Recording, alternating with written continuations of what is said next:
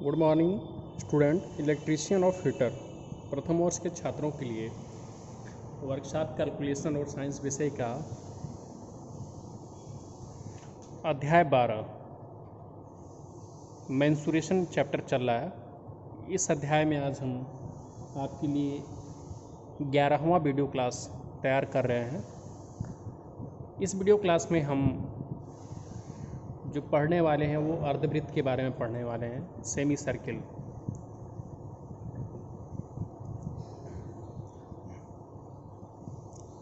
तो इसमें आपको एक अर्धवृत्त जो होता है, वृत्तखंड होता है, इसका कोण 180 डिग्री होता है।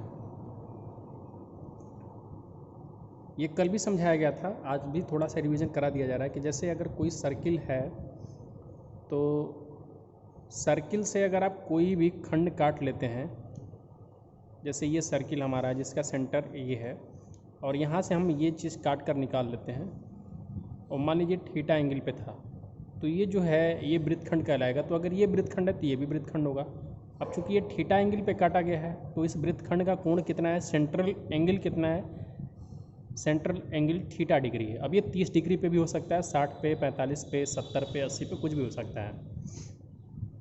लेकिन अगर यही जो हमें यहाँ से काट लेते, इस सर्किल को यहाँ से 2 से काट लेते, तो ये भी वृत्तखंड हो गया, ये भी वृत्तखंड हो गया। लेकिन अब की बार जो सेंट्रल एंगल है वो कितना हो गया, 180 डिग्री। तो यही बात आपको बताई गई थी। अब हम इस पे आधारित कुछ प्रश्न देखते हैं। एक अर्धवृत्त का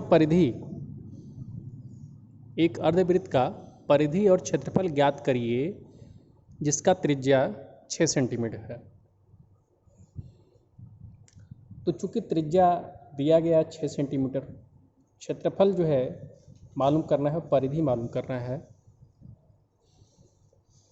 तो चूंकि अर्धवृत्त की त्रिज्या 6 सेंटीमीटर है तो अर्धवृत्त की परिधि का सूत्र क्या होता है, जो भी वृत्त की परिधि होती है उसका आधा।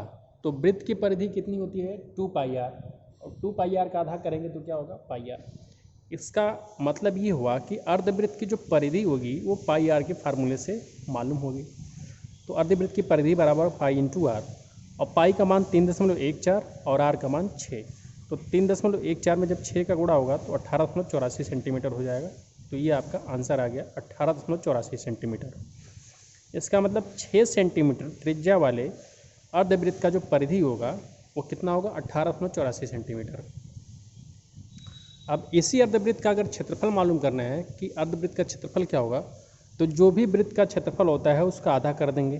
तो वृत्त का क्षेत्रफल कितना, पाई आर स्क्वायर 2, और उसका आधा पाई आर स्क्वायर बाई 2। तो अर्धवृत्त का क्षेत्रफल का सूत्र क्या हो गया, पाई आर स्क्वायर बाई 2।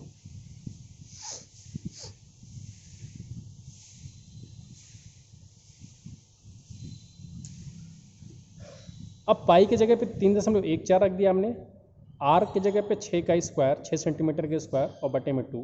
तो 3.14 गुणे 36 बटे में 2, तो 2 का भाग दिया 36 में 18 बार में गया, और 18 का गुणा कर दिया 3.14 में, तो 56.52 सेंटीमीटर स्क्वायर हो गया।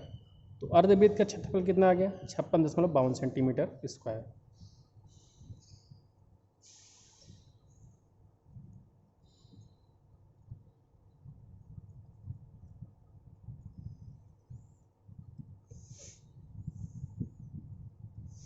अब अगला क्वेश्चन है कि दिए गए चित्र में ABCD एक स्टील प्लेट है।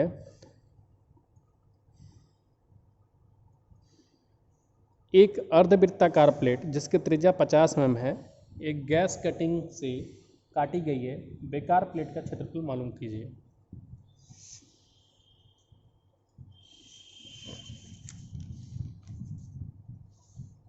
तो देखिए इसका ये फिगर है, डायग्राम। ये एक स्टील प्लेट है ABCD के नाम से, और इसमें से एक 50 सेंटीमीटर त्रिज्या का अर्धवृत्त काट लिया गया है। तो जो अर्धवृत्त काटा गया है तो ये 50 mm त्रिज्या होगा, ठीक है।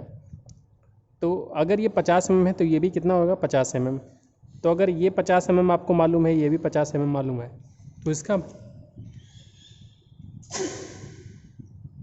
स्टील प्लेट की AB भुजा की लंबाई कितनी होगी, 50 mm प्लस 50 mm, टोटल कितना हो गया, 100 mm। इसका मतलब एक भुजा कितनी है, 100 mm के बराबर है।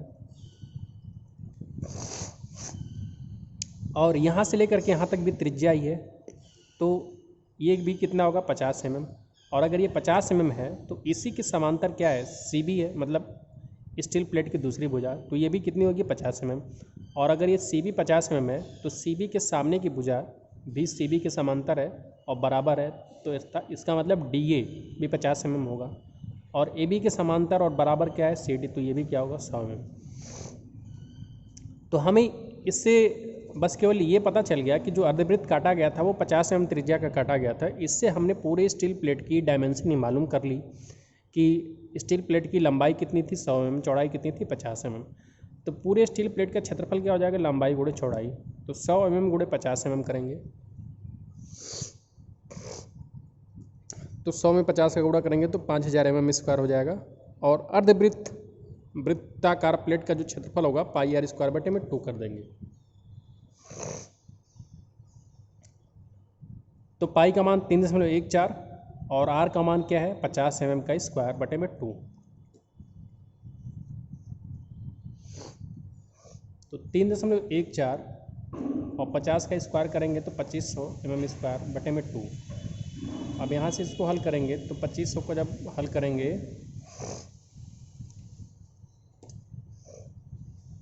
तो देखिए कैसे हल किया गया, 3.14 और ये 2500 है, तो अगर यहाँ से डबल ज़ीरो का गुणा कर देंगे अर्थात इसको 2500 को 25 गुणे 100 कर देते और 100 का गुणा 3.14 में कर देते तो दशमलव खत्म हो जाता, तो 314 हो गया और ये 25 रह जाता, तो 314 गुणे 25/2। और 25 का जब गुणा करेंगे 314 में तो 7850 होगा, क्योंकि 2500 को 100 को 0 हासिल 10, 25 से कम 25 और 10, 35 को 5 हासिल 3 और 25 से 75 और 3 78, तो 7850 mm²/2 करेंगे, तो 2 तिहाई 6, 1 बच गया 18 हो जाएगा, 2 9 18, फिर 5 में भाग देंगे 2 दूने के 4, 1 बच गया 10 बना लेगा, 2 5 10। तो अर्धवृत्ताकार प्लेट का जो क्षेत्रफल है वो जो गैस कटिंग द्वारा काट कर निकाल लिया गया है वो 3925 mm² है। तो पूरे स्टील के प्लेट से जो अर्धवृत्ताकार प्लेट काट कर निकाला गया है उसका क्षेत्रफल कितना है 3925 mm²। और पूरे स्टील का प्लेट का क्षेत्रफल कितना था, वो आपका था 5000 mm²। तो अब जब अर्धवृत्ताकार प्लेट काट कर निकाल लिया गया तो ये पार्ट क्या हो गया, बेकार हो गया, ये वाला पार्ट बेकार बच गया, क्योंकि इस पूरे स्टील के प्लेट से इतना भाग काट कर जो कामयाब था वो निकाल लिया गया काम के लिए, और तब ये क्या हो गया, वेस्टेज मटेरियल हो गया, मतलब बेकार भाग। तो बेकार भाग का क्षेत्रफल क्या हो जाएगा, बेकार शीट का जो क्षेत्रफल होगा वो पूरे ABCD स्टील प्लेट का क्षेत्रफल माइनस अर्धवृत्ताकार प्लेट का क्षेत्रफल। तो पूरे ABCD अर्थात आयताकार स्टील प्लेट का क्षेत्रफल 5000 mm² और अर्धवृत्ताकार प्लेट का क्षेत्रफल 3925 mm²। इसको माइनस करेंगे तो 5000 mm² में से 3925 mm² माइनस किया जाएगा तो 1075 mm² आंसर आएगा। तो जो वेस्टेज या जो बेकार शीट मटेरियल बचा है, शीट मेटल, वो कितने mm का है, 1075 mm²।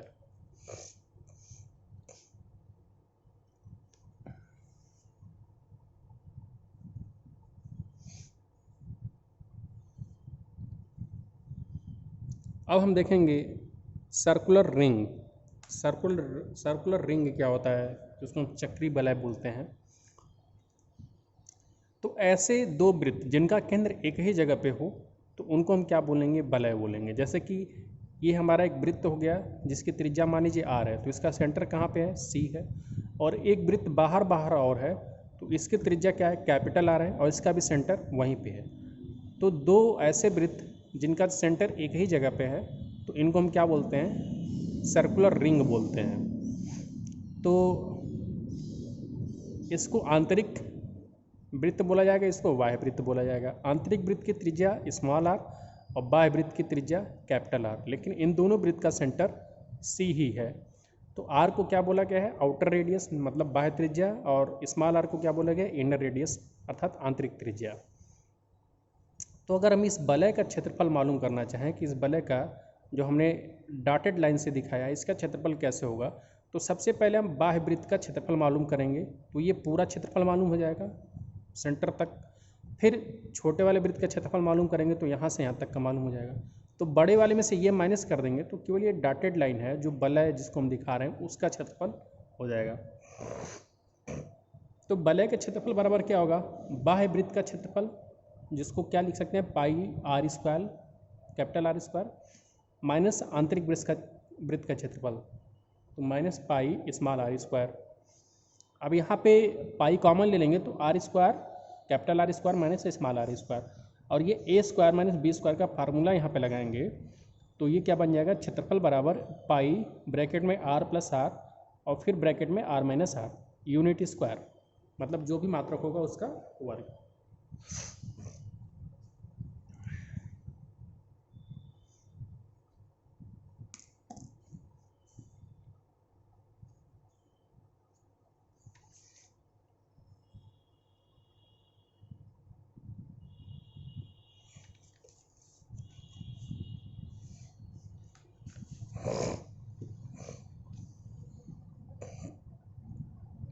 देखिए क्रॉस सेक्शन का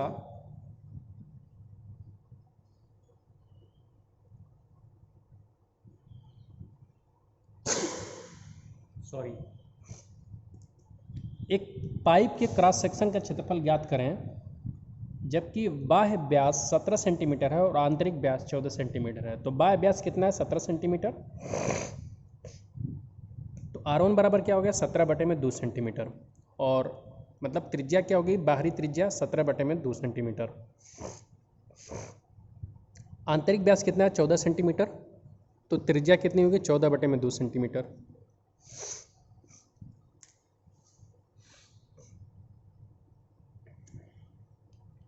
तो इसमें ये देखेंगे क्षेत्रफल का सूत्र क्या होता है पाई ब्रैकेट में R1 square minus R2 square, मतलब बाहरी त्रिज्या का वर्ग माइनस आंतरिक त्रिज्या का वर्ग। तो यहाँ से पाई R1 माइनस R2 इसको ए स्क्वायर माइनस बी स्क्वायर के फार्मूले पे तोड़ेंगे तो R1 माइनस R2 और ब्रैकेट में R1 प्लस R2, मतलब बाहरी त्रिज्या माइनस आंतरिक त्रिज्या और ब्रैकेट में बाहरी त्रिज्या प्लस आंतरिक त्रिज्या। तो क्षेत्रफल बराबर पाई बाहरी त्रिज्या कितनी है 17/2 और आंतरिक त्रिज्या कितनी है 14/2। तो 17/2 माइनस 14/2 ब्रैकेट बंद और ब्रैकेट में अगले ब्रैकेट में 17/2 प्लस 14/2। तो यहाँ से देखिए दोनों भिन्न हैं, दोनों भिन्न का हर बराबर है तो इनको हम आपस में घटा सकते हैं इजीली। तो 17 में से 14 घटेगा 3 तो ये क्या हो जाएगा 3/2। तो इस ब्रैकेट को हल करेंगे तो 3/2 आएगा तो पाई 3/2 और 17 में 14 को जोड़ सकते हैं तो क्या होगा 31/2। तो पाई गुणे 3/2 गुणे 31/2 इसको हल करेंगे तो क्या होगा 3.14 और 31 में 3 का गुणा करेंगे तो 93/4।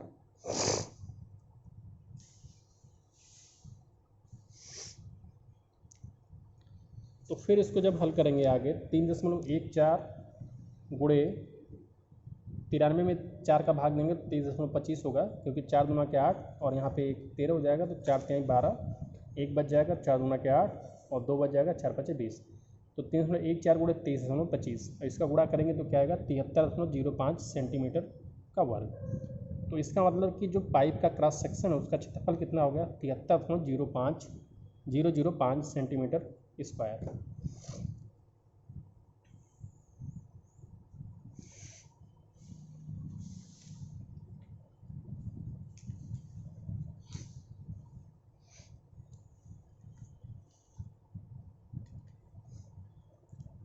अगला क्वेश्चन देखिए कि एक वलय का क्षेत्रफल ज्ञात करिए और परिधियों के बीच की दूरी याद करिए यदि वलय के परिधियां क्रमशः 134 सेंटीमीटर और 90 सेंटीमीटर है।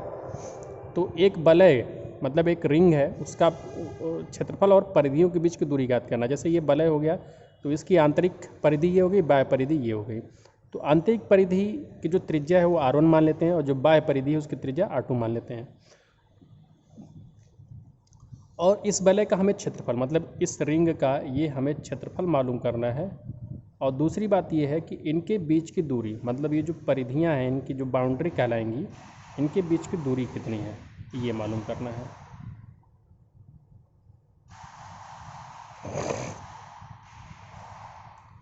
तो दो चीज़ें मालूम करना है जबकि दिया क्या गया है इसकी परिधि दी गई है, ये भी परिधि मालूम है और इनर परिधि भी मालूम है आंतरिक परिधि। तो ये बाह्य परिधि हो गई और ये आंतरिक परिधि हो गई। तो आंतरिक परिधि का फार्मूला क्या होगा, 2πr1। अगर हम आंतरिक त्रिज्या को r1 मान लेते हैं और आंतरिक परिधि कितनी है, 90 सेंटीमीटर, तो ये किसके बराबर होगी, 2πr1 के बराबर होगी। तो यहाँ से r1 बराबर क्या हो जाएगा, 90/2π। अब 90 में 2 का भाग दे देंगे तो कितना हो जाएगा, 45, और पाई को बटे में ही रहने देते हैं। तो आंतरिक त्रिज्या कितनी आएगी, 45/π सेंटीमीटर।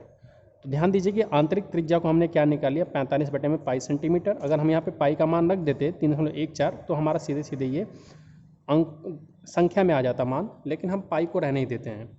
फिर जो बाह्य परिधि है वो किस फार्मूले से ज्ञात हो सकती है, 2πr2 के फार्मूले से ज्ञात हो सकती है। और बाह्य परिधि कितनी है, 134 सेंटीमीटर। तो ये किसके बराबर होगी, 2πr2 के बराबर होगी। तो 134 सेंटीमीटर को हमने दिखा दिया 2πr2 के बराबर। तो यहाँ से हम बाह्य त्रिज्या निकालते हैं, तो r2 बराबर क्या हो जाएगा, 134 सेंटीमीटर बटे में 2π। तो 134 को 2 से भाग दिए तो क्या हो गया, 67, और बटे में पाई रहने ही देते हैं। तो बाह्य त्रिज्या कितनी आ गई, 67/π। तो जिस हिसाब से हमने आंतरिक त्रिज्या मालूम करी थी रिंग की, उसी प्रकार से हमने बाह्य त्रिज्या भी मालूम कर लिया। तो आंतरिक त्रिज्या कितनी है, 45/π, और बाह्य त्रिज्या कितनी आएगी, 67/π। अब हम इन दोनों के बीच की दूरी देखते हैं। तो देखिए इन दोनों बाउंड्रीज के बीच की जो दूरी होगी वो r1 अर्थात बाह्य त्रिज्या में से आंतरिक त्रिज्या को घटाने से ही मालूम चल जाएगा। क्योंकि अगर ये सेंटर है तो इस सेंटर से हमारी जो है बाह्य त्रिज्या क्या हो जाएगी, r2 हो जाएगी, और इसी सेंटर से आंतरिक त्रिज्या कितनी हो जाएगी, r1 हो जाएगी। तो r2 और r1 का जो डिस्टेंस होगा वही क्या होगी, इनके बाउंड्रीज के बीच की दूरी, मतलब इन जो रिंगों की परिधि है इनके बीच की दूरी। तो बाउंड्रीज के बीच की जो दूरी होगी बाह्य त्रिज्या में से आंतरिक त्रिज्या को घटाने से मालूम होगी। तो 67/π माइनस 45/π। तो ये भी एक भिन्न है, ये भी एक भिन्न है, दोनों भिन्न का हर बराबर है। तो ऊपर अंशों को हम आसानी से जोड़ या घटा सकते हैं, जो भी उनका चिन्ह है। तो अंश में क्या है 67, यहाँ क्या है 45, बीच में चिन्ह क्या है माइनस।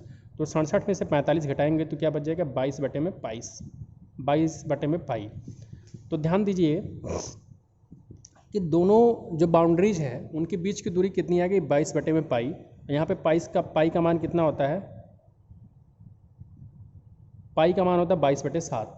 तो यहाँ पे पाई का मान रख देंगे तो ध्यान दीजिएगा ये हो गया 22/π, और पाई का मान होता है 22/7। तो ये 7 ऊपर चला जाएगा और 22 से 22 कट जाएगा। तो जो दूरी आ जाएगी इनके बीच की वो कितनी आ जाएगी, 7 सेंटीमीटर।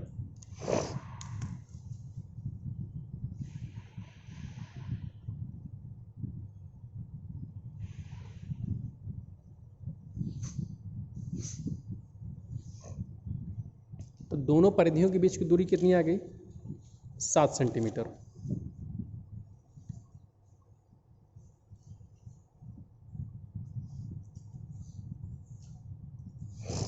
अब यहाँ से देखेंगे वलय का क्षेत्रफल क्या होगा, तो πr2² माइनस πr1²। तो यहाँ से पाई कॉमन ले लेंगे तो r2² माइनस r1², अर्थात बाहरी त्रिज्या का वर्ग माइनस आंतरिक त्रिज्या का वर्ग, और दोनों में a² माइनस b² का फार्मूला लगाएंगे तो ये क्या बन जाएगा, पाई, एक ब्रैकेट में r2 माइनस r1 और दूसरे ब्रैकेट में r2 प्लस r1। मतलब एक ब्रैकेट में बाहरी त्रिज्या माइनस आंतरिक त्रिज्या, दूसरे ब्रैकेट में बाहरी त्रिज्या प्लस आंतरिक त्रिज्या। और आपको पता है कि इसको आगे रखें या इसको पीछे रखें कोई मतलब तो होता नहीं है, तो पाई कॉमन ही ले लिया था। बाहरी त्रिज्या कितनी है, 67/π, और आंतरिक त्रिज्या कितनी है, 45/π। दोनों को जोड़ लिया जैसे कि r2 प्लस r1 है, और एक बार 67/π जो बाहरी त्रिज्या है और आंतरिक त्रिज्या कितनी है, 45/π, घटा लिया।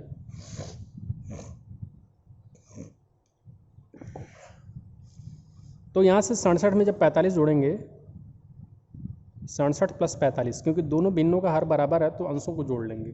तो 67 और 45 कितना हो जाएगा, 112, और यहाँ पे 67 में से 45 घटाएंगे तो 22/π। तो एक पाई तो यहाँ से कट जाएगा, ठीक है।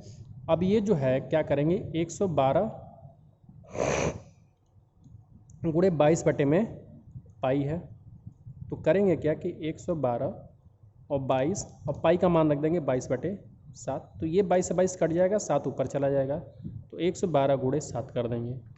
तो 112 में जब 7 का गुणा करेंगे तो इसको हम तोड़ सकते हैं, 100 प्लस 12 गुणे 7 करेंगे तो 700 हो जाएगा, और 12 7 84। तो ये अपन लोगों का क्या आ जाएगा, 784 सेंटीमीटर वर्ग। तो क्षेत्रफल कितना आ गया, 784 सेंटीमीटर स्क्वायर। तो आज के लिए इस वीडियो में इतना ही। वीडियो देखने के लिए आपको धन्यवाद।